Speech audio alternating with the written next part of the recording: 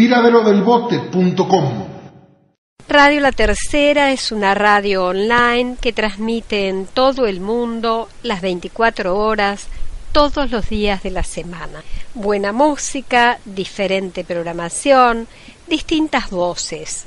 Consulte la programación de cada día en www.radiolatercera.blogspot.com.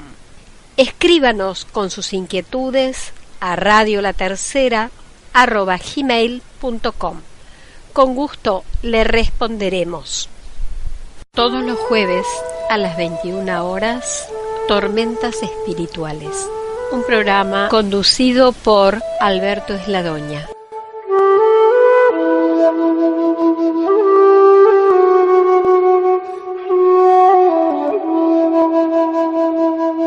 Buenas noches, estimados oyentes de Radio La Tercera. Qué gusto estar como cada jueves haciendo este programa junto a Alberto Esladoña, que se titula Tormentas Espirituales.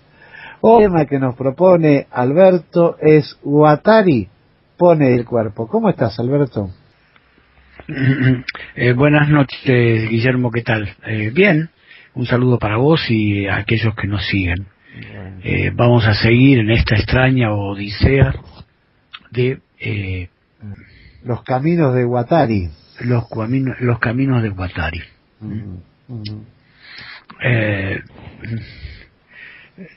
Los caminos que están llenos de buenas intenciones conducen al infierno. Por ende, siempre es bueno guiarse por los caminos plenos de malas intenciones. Que quizás puede ocurrir que nos lleven a buenos lugares. Puede ocurrir, no está garantizado. Yo quisiera comenzar, no sé si te había contado esta anécdota. En este extraño libro que escribió Elizabeth Rudinesco, quien comenzó presentándose en un primer momento como historiadora, una historiadora que debutaba en ese terreno, por lo menos a nivel del gran público, escribiendo una serie de textos, varios, sobre Jacques Lacan. Digamos, una especie de biógrafa, o por lo menos fue el primer intento serio de encarar una cuestión semejante, ¿no? Ella escribió primero la historia del psicoanálisis en Francia, la batalla de los 100 años, que en última instancia llegó a otro que se llama Jacques Lacan, esbozo de una vida, historia de un sistema de pensamiento.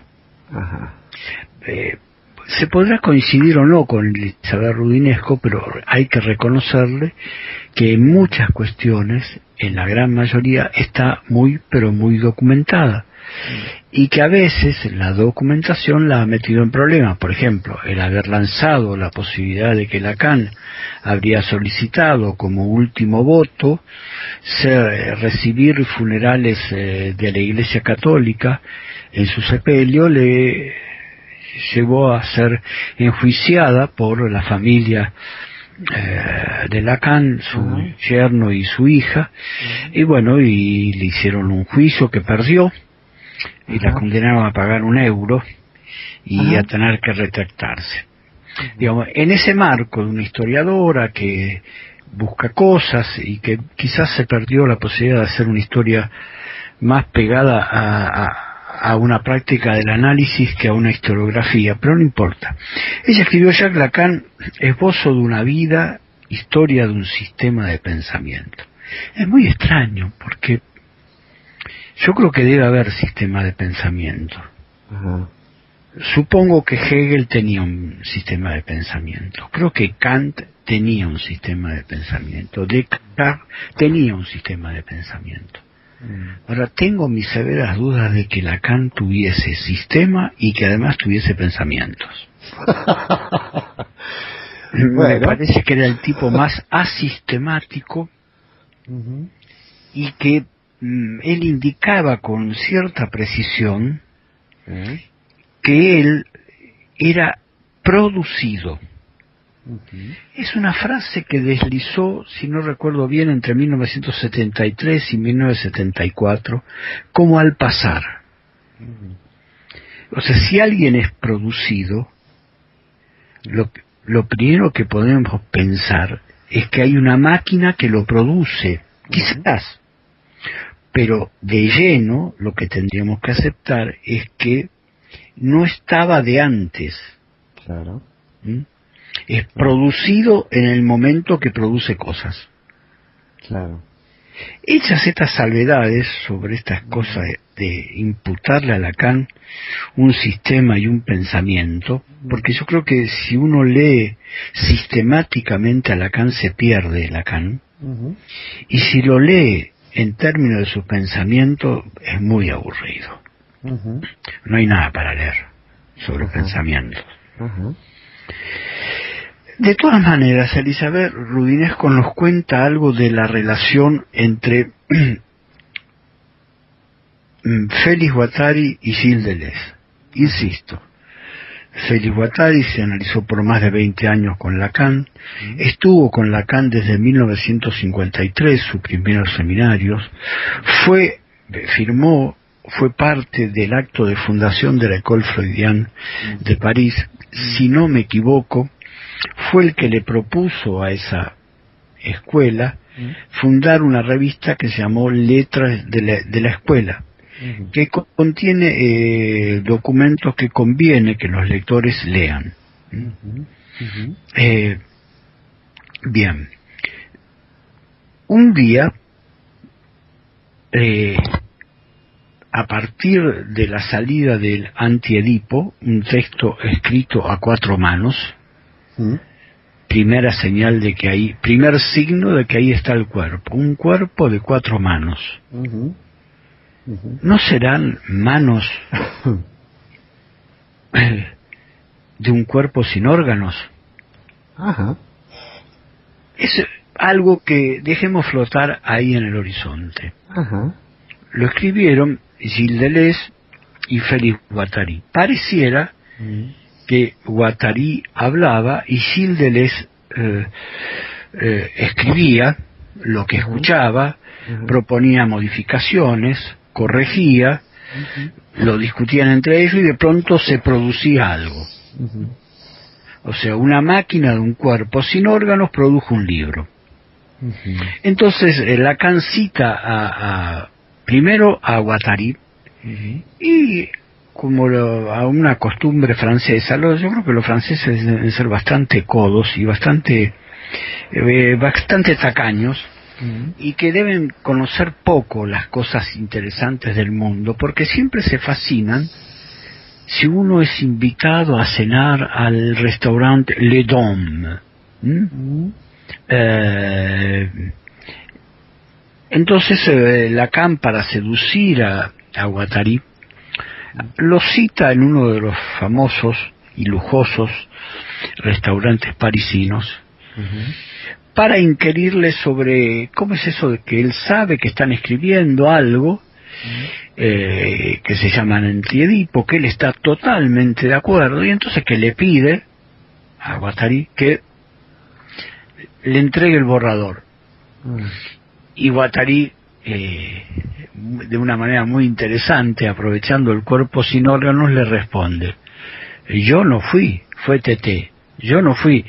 El que no quiere entregarle el borrador es Deleuze. Él dice que cuando esté impreso le llevamos el primer ejemplar. Y uno piensa, ¿por qué se habrá ocurrido tal cosa? Avancemos un poco más. En la página 452 de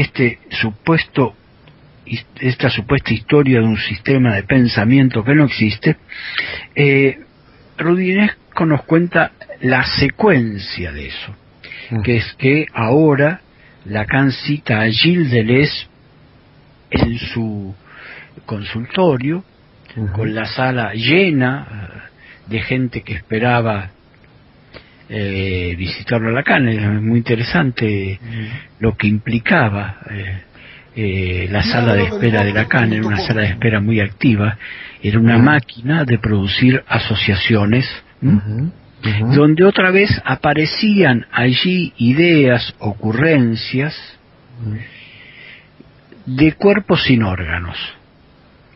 La gente se comentaba entre sí, comentaban cómo salía uno, cómo entraba el otro, cuántos segundos estuvo uno, cuántos segundos estuvo el otro, etcétera, etcétera. Y los que estaban afuera se dedicaban a criticar a Lacan porque recibía a la gente en poco tiempo y cobraba mucho. Claro. Entonces lo cita allí y le dice a Gilles Deleuze: yo necesito en mi escuela gente como usted, porque todos mis discípulos son nulos, salvo Miller. Entonces Deleuze le hace una sonrisa y recuerda que Bieswanger, no sé si el nombre te suena, tenía una relación con Sigmund Freud, y Sigmund Freud le decía: todos mis discípulos son los burros, traicionan lo que yo pienso, no saben de qué hablar. Y entonces Bieswanger, cuando se retiraba de esos encuentros con Freud y que escuchaba las críticas de Freud a su discípulo, decía: ¿qué le dirá a sus discípulos de lo que yo digo?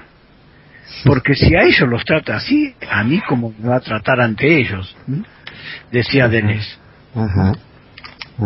Eso me hizo pensar que hace algunos años un muy importante psicoanalista argentino, a mi gusto uno de los que más toca y trabaja de una manera constante la articulación de la literatura, de la cultura castellana, en particular la de Argentina, con el psicoanálisis, ¿no? Me relataba que en un primer encuentro que él tuvo hace ya varios años, en el 83, 82... ¿A quién te referís? No, digámoslo así. Bueno. Él tuvo un encuentro con Jacques Alain Miller, y hablando, él mencionó a Jean-Paul Sartre. Entonces Jacques Alain Miller no lo bajó de ignorante a Jean-Paul Sartre, porque no sabía matemáticas. No estudiaba matemáticas, no trabajaba lógica. Entonces este psicoanalista, cuando salía de esa entrevista, decía: si este dice eso de Jean-Paul Sartre, ¿qué va a decir de mí? No, añadamos un dato que nos da Rudinesco. En efecto, Deleuze pescó al vuelo algo. Otra vez, un cuerpo sin órganos.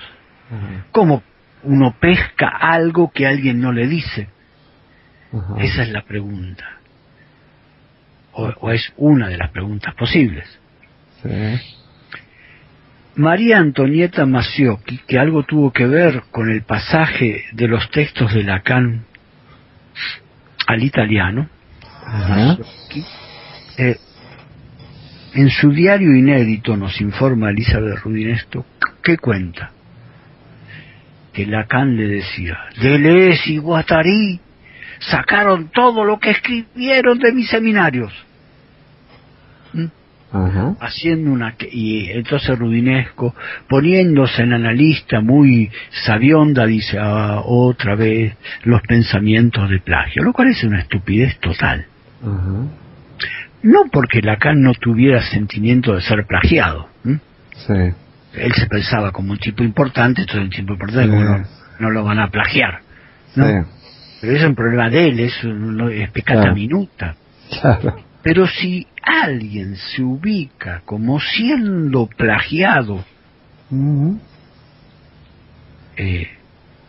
por Deleuze y Guattari en el Antiedipo, ¿no está reconociendo en ese mismo momento que el Antiedipo, capitalismo y esquizofrenia, en efecto se pudo escribir gracias a su enseñanza? Sí, claro, además lo pone en un lugar Importantísimo.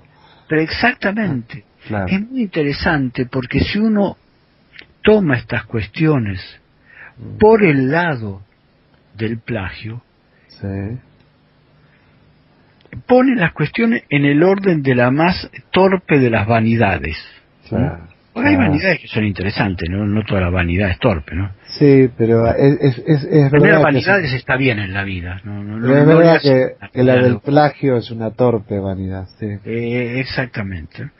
Pero eso fue lo que sedimentó la no lectura de un texto que provenía, entre otras cosas, de alguien que había asistido durante 20 años, Claro. a los seminarios de Lacan. Y que saca ese libro en el momento mismo en que Lacan empezaba a darse cuenta el monstruo hipeísta que él había creado con su École Freudienne de París. ¿No es paradójico que la escuela que Lacan funda en 1973 a Lacan le empieza a quedar claro de que estaba hecha a imagen y semejanza de la IPA y que esas ropas que tenía la École Freudienne de París estaban surcidas, tejidas, armadas, pegadas, surcidas, recortadas, modeladas a partir de cuestiones que Lacan había introducido en el psicoanálisis. Extrañamente es en 1973 que Lacan empieza a alejarse de esas cuestiones. En el mismo momento en que sale el antiedipo. O en esa atmósfera. Trato de poner el acento en esto porque me parece que la cuestión del cuerpo sin órganos que va a plantear Guattari y Deleuze, que van a plantear Deleuze y Guattari, ese cuerpo que escribe a cuatro manos. Retomo una ocurrencia estúpida que tuve la primera vez. En los textos en francés y en castellano de Deleuze y Guattari, cuando aparece el cuerpo sin órganos, aparece bajo la forma de un acrófono. Yo tomo las primeras letras de un título y con eso armo una palabra. En francés se dice corps sans organe, en el francés bruto de Sladonia, ¿no? Y el acrófono que da es la letra C mayúscula, la letra S minúscula, la letra O mayúscula.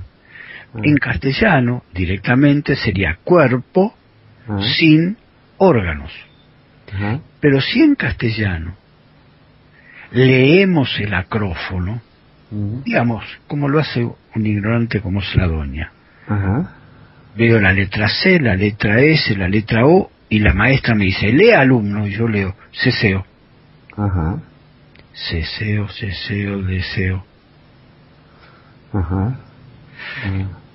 Es interesante, el cuerpo sin órganos es la máquina del deseo.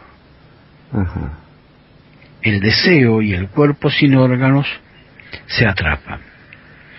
Si vos tenés algo para preguntarme, creo que no te voy a responder igual. Uno podría decir que el cuerpo sin órganos es lo que produjo a Lacan, digamos, en esto de haber sido producido. Es lo que produce a Lacan, si eres producido, sí, exactamente. Es Lacan, es cada uno de nosotros. Esto subvierte la idea de que cuando vos y yo hablamos, somos el producto de lo que nos pasó con papá, con mamá, con el abuelo, el tatarabuelo, etcétera, etcétera, etcétera. Sí, estaba pensando, Alberto, en esta cuestión de, claro, el gran reconocimiento que le hace al antiedipo Lacan, diciendo que todo eso salió de sus seminarios o de su manera de pensar o su manera de transmitir.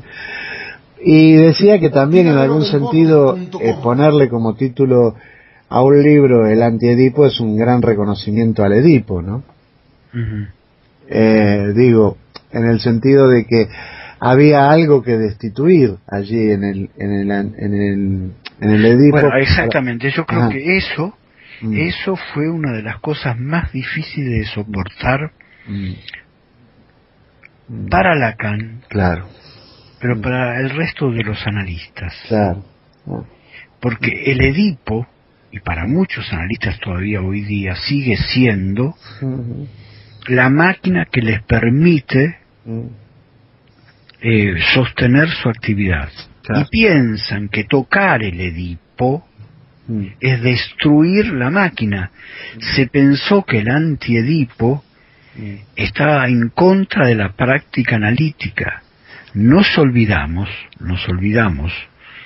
y yo era uno de los que pensaba eso, nos olvidamos que Wittgenstein, no sé si conoces la anécdota, una hermana de Wittgenstein estaba en análisis con Freud. Ella salía de la sesión y le contaba a Wittgenstein lo que había pasado en la sesión. Y Wittgenstein le decía, no, así no es. Ella volvía a la sesión. Al otro día le contaba y Wittgenstein, no, así no es. Entonces, en un texto de Freud, no recuerdo si, creo que es en Análisis Terminable e Interminable, Freud dice, aquel lector que contradice las cuestiones que yo digo, se estaba refiriendo a Wittgenstein. Wittgenstein decía, tenía una proposición respecto del análisis, que él le decía sí al análisis y por eso se permitía decir no a ciertas formulaciones de Freud. El antiedipo es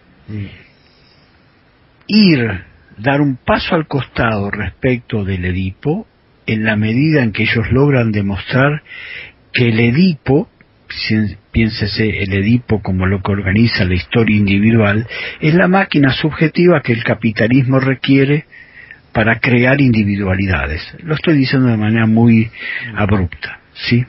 Entonces ellos proponen que es posible, incluso uno de los últimos libros que se acaba de publicar en castellano de Félix Guattari se llama Líneas de fuga, por otro mundo de posibles. Es interesante, él no escribió líneas de fuga por otro mundo posible, sino por otro mundo de posibles. El complejo de Edipo es una máquina que desde el punto de vista de la teoría es una máquina que organiza la relación entre uno, hay un complejo de Edipo y luego multiplicidad de realizaciones. Guattari y Deleuze, pero Guattari insiste en algo, no hay la relación entre el uno y lo múltiple, solo hay multiplicidades. En esas multiplicidades es donde aparece la cuestión del cuerpo.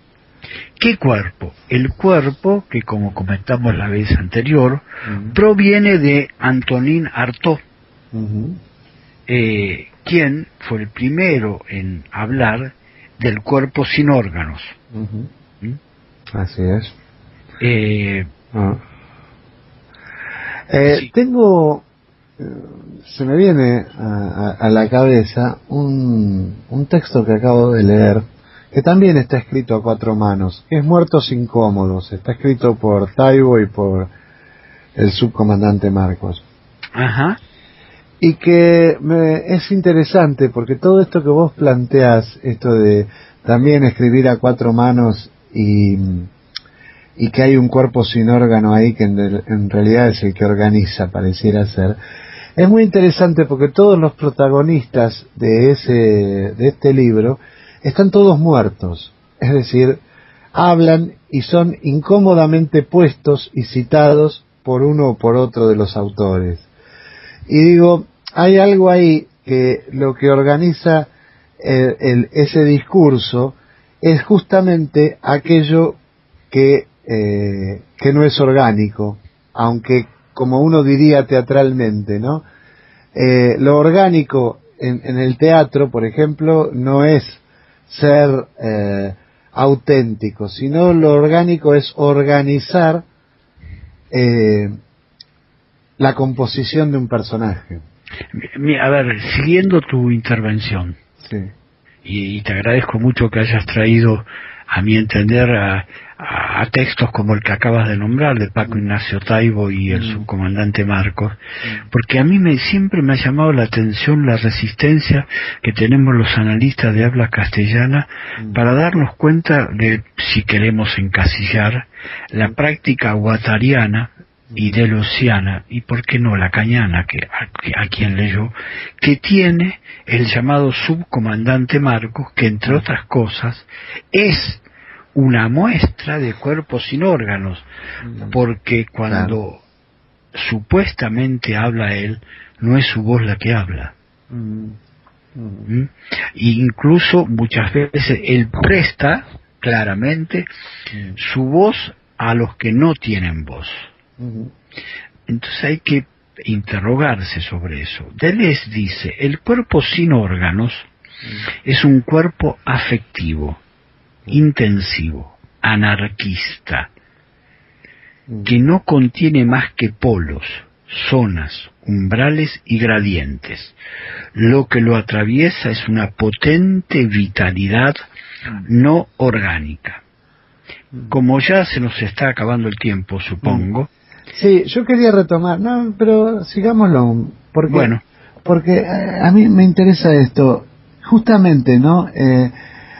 Pensar los órganos no como algo orgánico, físico, constitutivo, sino como algo organizador, ¿no?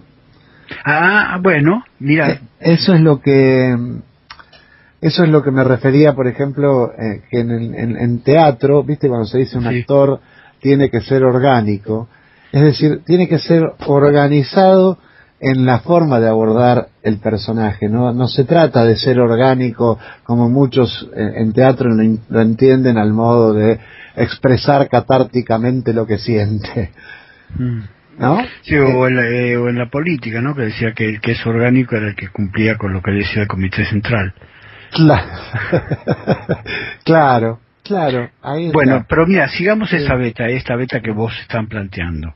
Sí. Artaud dice, el cuerpo nunca es un organismo.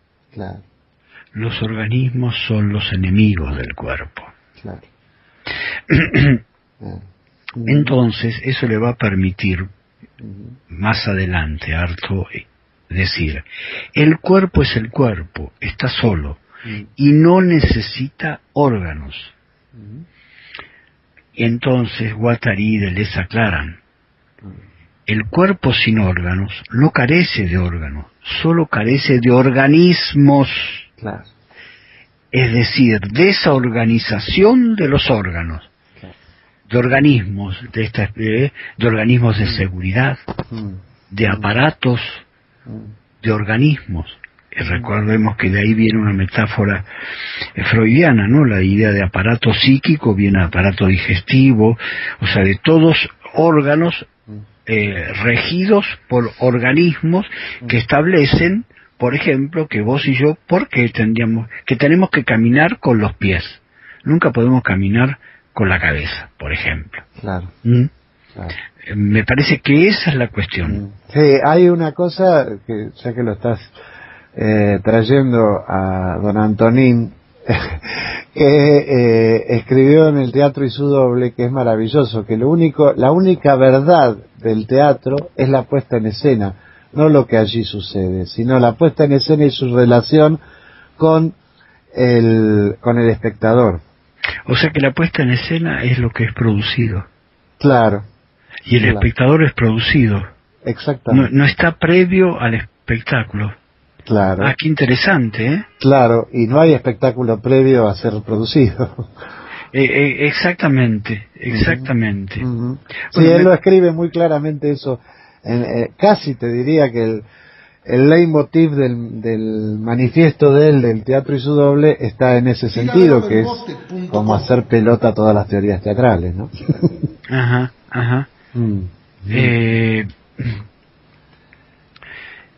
Sí. Quizá eso es lo que le va a permitir a Guattari hacerse una pregunta. Vos sabés que por ahí, si no me equivoco, fue Goethe. No sé si lo pronuncio, seguro que lo pronuncio mal, Goethe. El que dijo que lo importante es tener un ojo para ver el mundo, que ve el mundo. Ajá. Y Guattari, junto con Deleuze,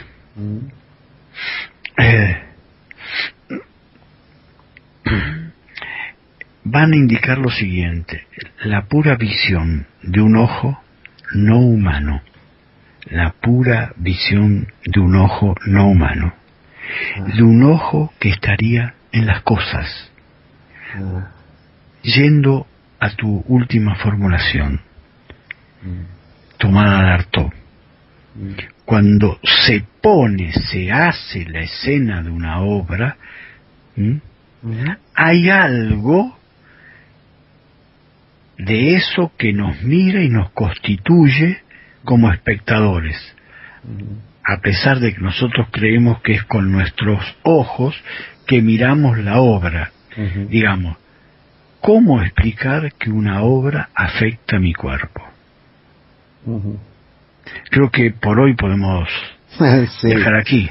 Sí, está mucho más que interesante. Además, ahora que traes lo de la mirada, lo del ojo, digo, otra vez me remonto a Edipo, ¿no? Es decir, allí cuando se saca los ojos.